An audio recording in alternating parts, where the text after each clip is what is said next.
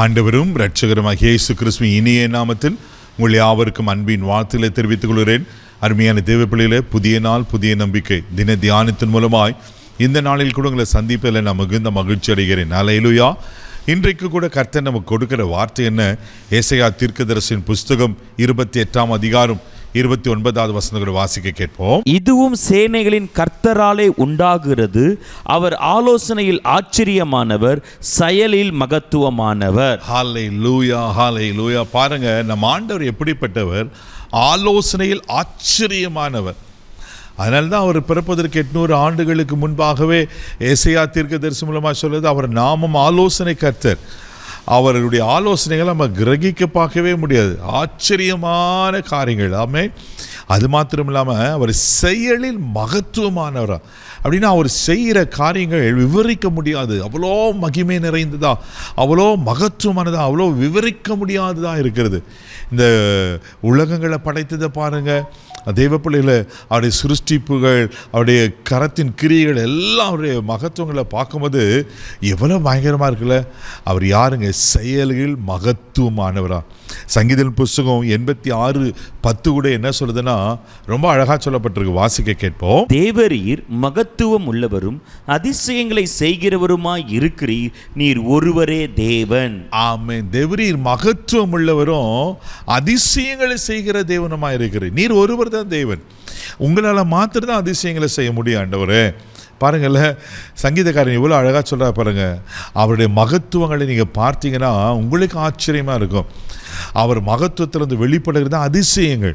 தேவ பிள்ளையில் உங்கள் வாழ்க்கையில் என்ன அற்புத அடையாளம் வேணும், அதிசயங்கள் வேணும், அவருடைய மகத்துவம் இன்னும் மாறி போகலை. அவருடைய மகிமை, அவருடைய கெப்பாசிட்டி, அவருடைய கொடுத்த வல்லமை இன்னும் மாறி போகலை. அவருடைய மகத்துவங்கள் எவ்வளோ பெரிதாக இருக்குல்லவா. அவர் மகத்துவங்களை அதிசயங்களை செய்கிறார். யோசித்து பாருங்க, வானத்திலிருந்து மன்னாவை வரவழைக்கிறாரு, எவ்வளோ மகத்துவமான காரியங்களை செய்கிறார், எவ்வளோ அதிசயமான காரியங்களை செய்கிறார். உங்கள் வாழ்க்கையில் அவர் அதிசயத்தை செய்ய உண்மையில் இருக்கிறார். ஆமென். தொடர்ந்து நீங்கள் வாசிப்பீங்கன்னா யாத்திராகமம் புஸ்தகம் 15ஆம் அதிகாரம் 11வது வசனம் கூட இப்படியாய் சொல்லப்பட்டிருக்கிறது. வாசிக்க கேட்போம். கர்த்தாவே, தேவர்களில் உமக்கு ஒப்பானவர் யார்?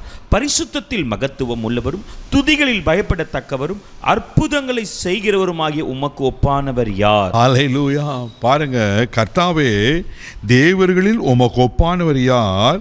பரிசுத்தத்தில் மகத்துவம் உள்ளவரும் துதிகளில் பயப்படத்தக்கவரும் அற்புதங்களை செய்கிறவர்கள் உமக்கு ஒப்பானவர் யார்?